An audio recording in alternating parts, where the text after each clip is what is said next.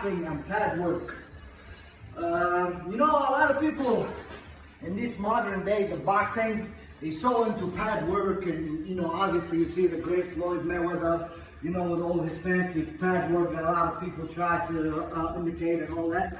But the old school trainers of boxing, some of the greatest of all times, like Eddie Futch, like my former trainer John Davenport, like the great Al Cerdo.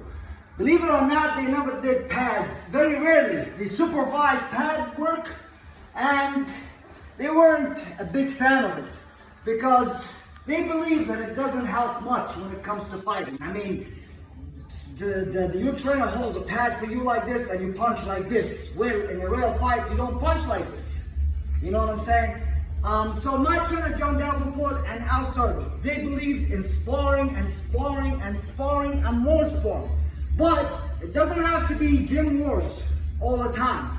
You need gym wars sometimes, but you also need to stay away from gym wars most of the time. So it's more about giving sound advice and teaching you rather than pad work. It's about educating you. Precisely, and supervise you doing sparring, doing real combat. You know what I'm saying?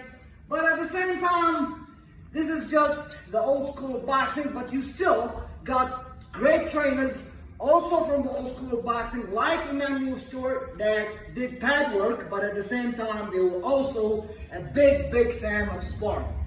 So, you know, here you have it, and it's up to you which way you want to go. And I'm signing out the Brooklyn Bomber, beautiful London, England, ringtone boxing.